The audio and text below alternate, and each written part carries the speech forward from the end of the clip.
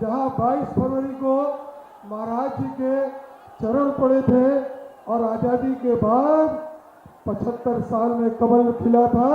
इसलिए मैं करछना की तरफ से और अपने इलाहाबाद संसदीय लोकसभा की तरफ से आपका बहुत बहुत अभिनंदन और स्वागत करता हूं।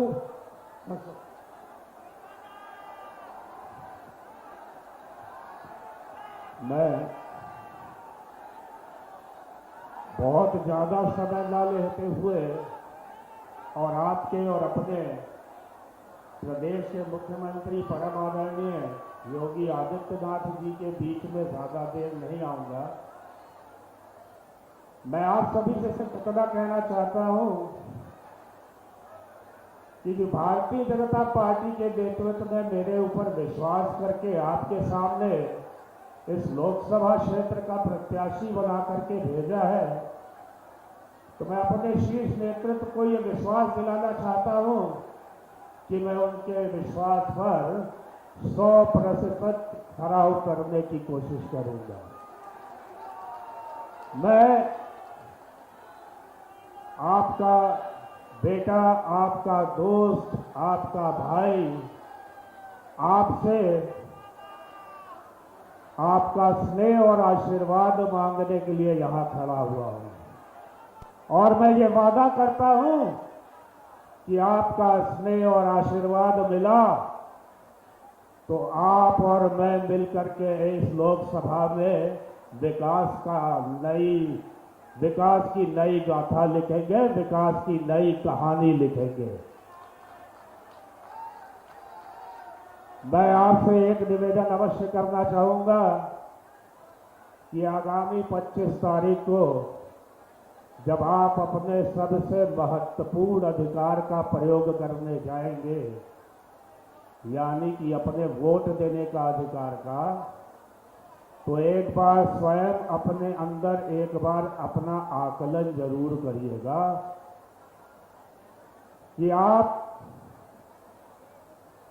के सामने एक तरफ आदरणीय नरेंद्र मोदी जी और आदरणीय योगी आदित्यनाथ जी हैं और दूसरी तरफ इंडी गठबंधन जो प्रजातंत्र के लिए बेहद खतरनाक है। और आदरणीय नरेंद्र मोदी जी, आदरणीय योगी आदित्यनाथ जी और भारतीय जनता पार्टी की सरकार ने जो भी विकास किया वो आपके सामने है। और इसलिए मैं अब आपसे अवश्य कहूंगा कि अपने वोट के अधिकार को इस्तेमाल से करने से पहले एक बार स्व आकलन जरूर करिएगा। मैं बहुत ज्यादा समय न लेते हुए अपनी अंतिम बात कहूंगा कि आगामी 25 तारीख को आप अपने परिवार समेत, अपने आस पड़ोस, नाते रिश्तेदार समेत अपने अपने पोलिंग स्टेशन पे जा करके भारतीय जनता पार्टी के चुनाव चिन्ह कमल के फूल पर बटन दबाकर आदरणीय नरेंद्र मोदी जी और आदरणीय योगी आदित्यनाथ जी और भारतीय जनता पार्टी को मजबूती प्रदान करें और मुझे अपना आशीर्वाद दें कि मैं लौट करके आके आपके बेटे की तरह, आपके भाई की तरह, आपके दोस्त की तरह, आपके क्षेत्र के विकास में आपके साथ मिलकर के काम करूं। बहुत बहुत धन्यवाद। बहुत बहुत आभार आदरणीय। और बहुत ही सम्मान आदर के साथ, अति आदर के साथ में गोरक्ष पीठाधीश्वर परम पूजनीय संत जी महाराज यशस्वी हृदय प्रिय सम्राट माननीय मुख्यमंत्री महोदय को अति आदर अभिनंदन के साथ सादर आशीर्वचन के लिए आमंत्रित। भारत माता की, भारत माता की, भारत माता की। वंदे वंदे वंदे। गंगा, यमुना और सरस्वती की पावन संगम प्रयागराज की इस पावन धरा को, इस धरा ने बजरंगबली को विश्राम के लिए अपना स्थान दिया। दुनिया की सबसे प्राचीन गुरुकुल महर्षि भारद्वाज का आश्रम इसी प्रयागराज की धरती पर है। ऋषि मुनियों की साधना से पवित्र हुई द्वादश माधव की पावन धरा को कोटि कोटि नमन करते हुए मैं आप सबका हृदय से अभिनंदन करता हूं, स्वागत करता हूं। मंच पर उपस्थित भारतीय जनता पार्टी के वरिष्ठ नेता, पूर्व राष्ट्रीय महासचिव श्री सीटी रवि जी, प्रदेश सरकार में मेरे सहयोगी मंत्री, मंत्रिमंडल के मेरे सहयोगीगण, वयोवृद्ध मंत्री श्री सुरेश खन्ना जी, श्री नंदगोपाल गुप्ता नंदी जी, श्री अनिल राजभर जी, प्रयागराज की सांसद प्रोफेसर रीता बहुगुणा जोशी जी, जिला पंचायत के अध्यक्ष डॉक्टर वीके सिंह जी, महापौर श्री उमेश चंद गणेश केसरवानी जी, माननीय विधायकगण श्री पीयूष रंजन निषाद जी, राजमणि कोल जी, वाचस्पति जी, विधान परिषद सदस्य श्री केपी श्रीवास्तव जी, कमलेश दुबे जी, मनोज जायसवाल जी, शिवदत्त पटेल जी, सुशील त्रिपाठी जी, विनोद प्रजापति जी और भारतीय जनता पार्टी अपना दल, निषाद राज पार्टी और सोहेल देव राजभर पार्टी के लोकप्रिय प्रत्याशी, प्रयागराज के सुप्रतिष्ठित अधिवक्ता और विधानसभा के पूर्व अध्यक्ष, पूर्व राज्यपाल सरदेव केसरी नाथ त्रिपाठी जी के सुपुत्र श्री नीरज त्रिपाठी जी, उपस्थित मेरे प्रयागराज और करछना के बहन और भाइयों, मैं ऋषि मुनियों, भारत की आध्यात्मिक और सांस्कृतिक पहचान की प्रतीक, महान क्रांतिकारियों की शरणस्थली, भारत की राजनीति को दिशा देने वाले प्रयागराज की इस धरा को कोटि कोटि नमन करते हुए आप सबका मैं हृदय से अभिनंदन करता हूं, स्वागत करता हूं। बहनों और भाइयों, अगला वर्ष प्रयागराज महाकुंभ का भी है और प्रयागराज कुंभ की बात होती है तो नंदी जी के आटा की भी चर्चा होने लगती है। पूरे प्रयागराज में छा जाएंगे फिर आप लोग, पूरे देश के अंदर, पूरी दुनिया के अंदर हमारा प्रयागराज छा जाएगा।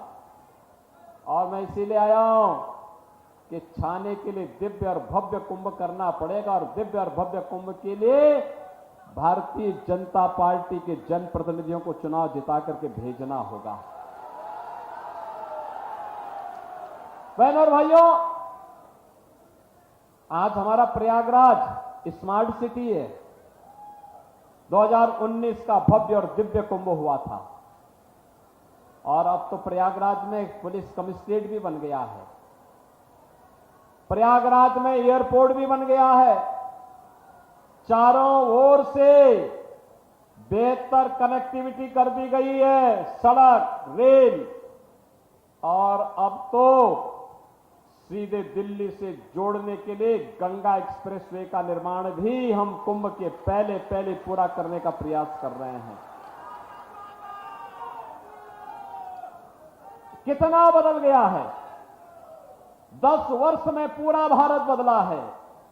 बहनों और भाइयों, 10 वर्ष पहले की क्या स्थिति थी देश के अंदर? अविश्वास था, अराजकता थी, गुंडागर्दी थी, आतंकवाद था, नक्सलवाद था, दुनिया के अंदर सम्मान नहीं बचा था, सीमाएं सुरक्षित नहीं थी। प्रतिदिन समाचार उठते ही समाचार पत्र की पहली लाइन भ्रष्टाचार से भरी होती थी और सायंकाल होते होते आतंकी वारदात की खबरें आने लगती थी। ये 2014 के पहले का भारत है। किसान आत्महत्या करता था, गरीब भूख से मरता था, नौजवान पलायन करता था, बेटी और व्यापारी दोनों सुरक्षित नहीं थे। और 2014 के बाद का भारत दुनिया के अंदर सम्मान बढ़ा है। देश की सीमाएं सुरक्षित हुई हैं, आतंकवाद और नक्सलवाद पर प्रभावी अंकुश हुआ है। और बहनों और भाइयों, अब तो पटाखा भी जोर से फट जाएगा ना तो पाकिस्तान सबसे पहले सफाई देता है कि मैंने नहीं कुछ किया है, क्योंकि उसे मालूम है अगर समय रहते उसने सफाई नहीं दी तो पता नहीं अगले पल पाकिस्तान का अस्तित्व भी रहता है कि नहीं रहता है। भयभीत है पाकिस्तान, अपने वजूद के बचाने के लिए फिर रहा है, अपने काले कारनामों की सजा भुगत रहा है। और ठीक ही कहा है रामचरितमानस में, उन उक्तियों को अगर हम याद करेंगे तो पाकिस्तान पर सही बैठती है। और मैं इसीलिए कहना चाहता हूं बहनों और भाइयों कि जो लोग पाकिस्तान का राग अलाप रहे हैं ना, अभी भी कह रहे हैं पाकिस्तान के खिलाफ मत बोलिए एटम बम है। हमने कहा भाई चिंता मत करो, पाकिस्तान से बड़ा एटम बम हमारे पास है। देख रहे हो पिछले 15 दिन से लगातार आंदोलन पाकिस्तान के अंदर हो रहे हैं, अराजकता है, तोड़फोड़ है, आगजनी है, वहां खाने के लाले पड़े हुए हैं। और भारत 80 करोड़ लोगों को फ्री में राशन दे रहा है। जितनी पाकिस्तान की आबादी है उससे बड़ी आबादी को भारत 10 वर्ष में मोदी जी के नेतृत्व में गरीबी रेखा से उभार चुका है। बहनों और भाइयों, नए भारत को एक भारत और श्रेष्ठ भारत के रूप में स्थापित करने के मोदी जी के इस अभियान का ही परिणाम है। विकास भी है, सुरक्षा भी है, सम्मान भी है और गरीब कल्याण की योजनाएं भी हैं। 60 करोड़ लोगों को 5 लाख रुपए की स्वास्थ्य बीमा की योजना हर वर्ष मिल रही है। और मोदी जी ने कहा है कि 70 वर्ष से ऊपर के हरेक बुजुर्ग को 70 वर्ष से ऊपर के हरेक बुजुर्ग को अब चुनाव के बाद प्रतिवर्ष 5 लाख रुपए का आयुष्मान भारत का कार्ड की सुविधा उपलब्ध करा देंगे। बहनों और भाइयों,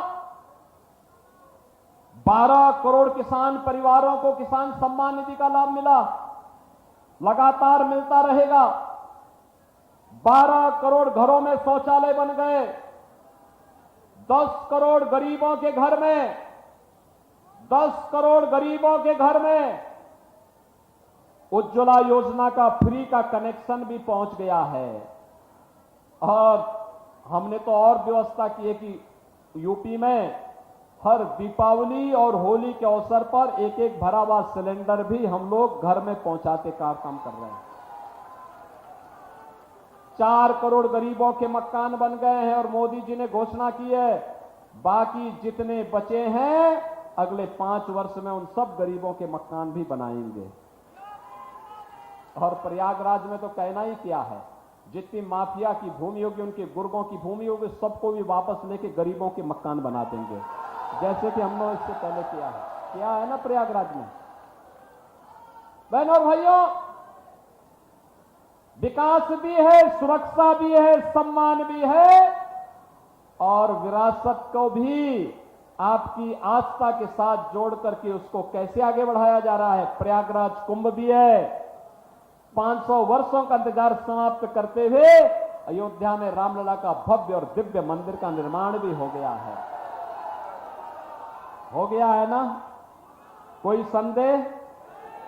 और अगर आप जाएंगे विंध्यवासिनी धाम में, कितने लोग विंध्यवासिनी धाम इधर गए? कुछ परिवर्तन दिख रहा है ना? अब मुझे बताओ, प्रयागराज हो या विंध्यवासिनी धाम हो या चित्रकूट धाम हो या अयोध्या हो, ये सभी धाम की सुध बुध क्या ये समाजवादी पार्टी के लोग और कांग्रेस के लोग लेंगे क्या?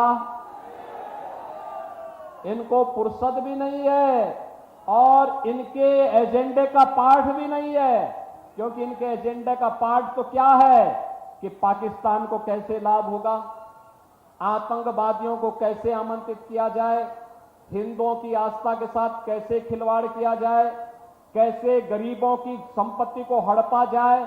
और अभी आप देख रहे होंगे, आपने इनके मैनिफेस्टो को देखा होगा, उसमें ये कहते हैं कि अगर सरकार आएगी तो वरासत टैक्स लगाएंगे। वरासत टैक्स का मतलब औरंगजेब का जजिया कर।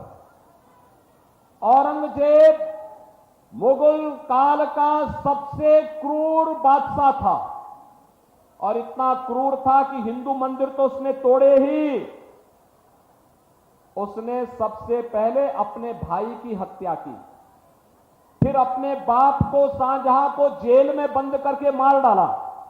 और ये लोग अब समाजवादी पार्टी और कांग्रेस के अंदर उसकी आत्मा घुस चुकी है, कह रहे हैं हम हिंदुओं पर वरासत टैक्स लगाएंगे और वरासत टैक्स लगा करके इनकी संपत्ति में से आधा हिस्सा लेकर के मुसलमानों को बांट देंगे। क्या आप इसको स्वीकार करेंगे? क्या हिंदुस्तान स्वीकार करेगा? क्या ये नहीं स्वीकार होगा। बहनों और भाइयों, झूठ बोलने की मशीन आज के दिन पर इंडी गठबंधन है।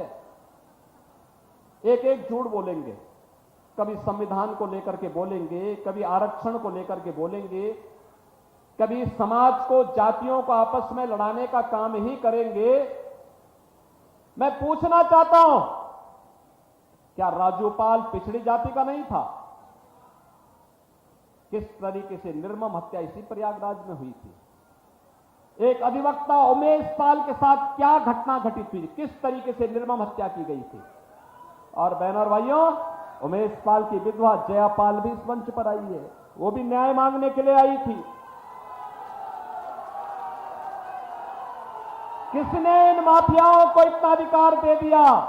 एक गरीब को, अपनी मेहनत से कमाने वाले एक गरीब को सरेआम गोली मार करके हत्या कर दे और समाजवादी पार्टी बेशर्मी के साथ इन माफियाओं को अपने गले का हार बनाती है। आप आश्चर्य कर रहे होंगे, कोई गरीब मरता है, इनकी संवेदनाएं मर जाती हैं। परम राम भक्त कल्याण सिंह जी का निधन हुआ, समाजवादी पार्टी ने संवेदना के एक भी शब्द व्यक्त नहीं किए। और बहनों और भाइयों, अभी दूसरा माफिया मरा था, उसके घर मातम मनाने पहुंच गए। और मैं तो आप सबसे यही अपील करूंगा, इस समाजवादी पार्टी को बोलो कि इनको अगले 25 वर्ष के लिए जितने दुर्दांत माफिया हैं उनकी कब्रों में फातिया पढ़ने के लिए स्वतंत्रता दे दी जाए कि भाई अब 25 वर्ष तक यही काम करो। चुनाव की राजनीति से इनकी छुट्टी, चुनाव की राजनीति से छुट्टी। अभी वे आए थे फूलपुर में, दोनों लड़कों की जोड़ी, पब्लिक ही नहीं थी और बैरंग वापस चले गए। बहनों और भाइयों, अब लोग भी उनको सुनना नहीं चाहते, क्योंकि पब्लिक को पता है जनता सब जानती है और जनता को इसीलिए लोकतंत्र में जनार्दन बोला गया है। आरोप प्रत्यारोप करना, जब कोई इन पर, कोई भी इनके पास जवाब नहीं होता है, कोई मुद्दा नहीं होता है, तब ये क्या कहते हैं? कहते हैं साहब सब कुछ तो ठीक हो सकता है, लेकिन साहब हमें एक चीज से डर लगता है। तो एक पत्रकार ने पूछा किससे डर लगता है? कहता साहब ये बुलडोजर से डर लगता है। बहनों और भाइयों, यूपी का ये बुलडोजर देश के अंदर आज हर माफिया के लिए भय का प्रतीक बना हुआ है और घबराता है। पता नहीं कब ये यूपी का बुलडोजर अतिक्रमण हटाते हुए किसी माफिया की छाती को रौंदते हुए आगे बढ़े। और इसीलिए मैं प्रयागराज से कहूंगा, प्रयागराज को देश की सुंदरतम नगरी के रूप में स्थापित करके दिव्य और भव्य कुंभ को मनाने के लिए, और जो कुंभ की सोच थी त्रिवेणी पुष्प के रूप में, सर्वदेव केसरीनाथ त्रिपाठी की जो सोच थी, उस सोच को आगे बढ़ाने के लिए आज मैं आया हूं आपके पास अपील करने के लिए। श्री नीरज त्रिपाठी को यहां पर श्रीमद प्रोफेसर रीता बहुगुणा जोशी जी के आशीर्वाद से प्रधानमंत्री मोदी जी ने भारतीय जनता पार्टी का प्रत्याशी बना करके आपके बीच में उतारा है। आप चुनाव जिता करके भेजेंगे, इनको भेजेंगे। करछना की जनता इस कार्य को आगे बढ़ाएगी। बहनों और भाइयों, मैं आपका प्रति आभारी हूं कि पीयूष रंजन निषाद को आपने विधानसभा में आजादी के बाद पहली बार कमल खिलाने का काम किया था। और अब मैं आया हूं आपसे कहने के लिए कि बहनों और भाइयों, अभी हमारे पास यहां मंच पर पूर्व विधायक श्री राजबली जायसवाल ने और यहां के जो हमारे राजा थे महेंद्र प्रताप सिंह जी ने, ये दोनों भारतीय जनता पार्टी के साथ जुड़े हैं अपना आशीर्वाद देने के लिए। मैं आप सबसे अपील करूंगा, बहनों और भाइयों, यहां पे हमारे विधायक श्री राजमणि कोल भी हैं, प्रोफेसर रीता बहुगुणा जोशी जी के साथ आए थे। इन्होंने कहा कोल समुदाय के लोगों को मकान नहीं मिले, हमने एक झटके में कोल समुदाय के लिए कहा सभी का मकान बनेगा। और बहनों भाइयों 100% मकान बन रहे हैं। और मैं आपसे यही कहने के लिए आया हूं, विरासत और विकास के इस अभियान को, गरीब कल्याणकारी कार्यक्रमों के अभियान को जो मोदी जी के नेतृत्व में आगे बढ़ रहा है, आज हम सबको, जब भारत दुनिया की एक ताकत बनने के अग्रसर है, तो मोदी जी के नेतृत्व में आत्मनिर्भर और विकसित भारत के लिए श्री नीरज त्रिपाठी को भारी बहुमत से विजयी बना करके प्रयागराज की धरती से भेजना है। भेजेंगे। नीरज त्रिपाठी भारी बहुमत से विजयी बनकर के जाएंगे, भारी बहुमत से। लेकिन बहनों और भाइयों, अभी 5 दिन है, आपको एक काम करना पड़ेगा। और वह काम आप समझ रहे हैं ना, एक 5 दिन का समय है। पहले मुझे बताओ कि कौन कौन लोग अपना 5 दिन का समय 2-2 घंटे ही सही, लेकिन बीजेपी के कमल खिलाने के लिए दे सकता है। कौन कौन दे सकते हैं? भाई मेरे सामने हाथ उठा रहे हैं, बोलो कौन कौन दे सकता है? आप सबको मैं जिम्मेदारी दे रहा हूं कि हर दिन 5 परिवार के पास जाना है। हर परिवार के प्रत्येक सदस्य से मिलना, 18 वर्ष से प्रत्येक सदस्य से मिलना है और उनसे बोलना है कि देश के अंदर आत्मनिर्भर और विकसित भारत के लिए मोदी जी को फिर से प्रधानमंत्री बनाना है। सहमत है ना? सहमत है ना? और 5 दिन में 25 परिवारों को फिर मतदान के दिन 25 मई को वोट भी पोल कराएंगे, सभी लोग करवाएंगे। बहनों और भाइयों, आप सभी लोग, ये जितने लोग हैं, सभी लोग अगर करने को तैयार हैं, तो मैं बहनों और भाइयों आप सबसे अपील करूंगा कि जैसे आज यहां पर मंच पे हमारे सभी विधायक, पूर्व विधायक, श्रीमती नीलम करवरिया भी आई हैं, पीयूष रंजन निषाद भी हैं, राजमणि कोल भी हैं और साथ साथ हमारे महापौर उमेश केसरवानी भी हैं, नंदी जी भी हैं, वाचस्पति भी हैं, केपी श्रीवास्तव जी भी हैं, ये सभी लोग आए हैं। ऐसे ही ब्लॉक प्रमुख गण भी हैं। आप सबसे मैं अपील करूंगा कि 5 दिन का उपयोग इस रूप में करते हुए प्रयागराज से भव्य कमल खिलाना है।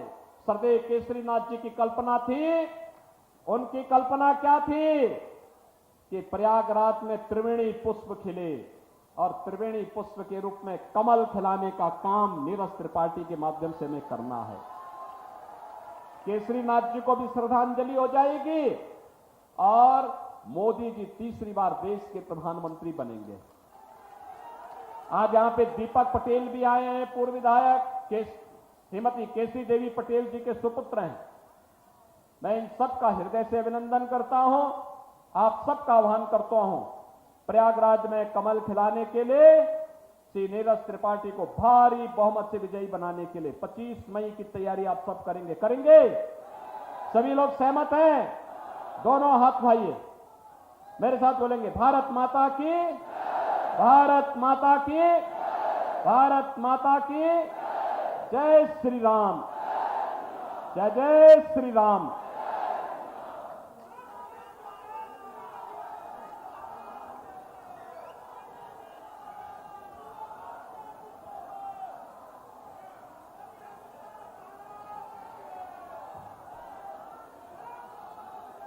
हेलो, मैं बहुत ही सम्मान के साथ यशस्वी कर्चना विधायक पीयूष रंजन त्रिपाठी जी से, पीयूष रंजन निषाद जी से निवेदन करूंगी कि माननीय मुख्यमंत्री महोदय का स्मृति चिन्ह प्रदान कर स्वागत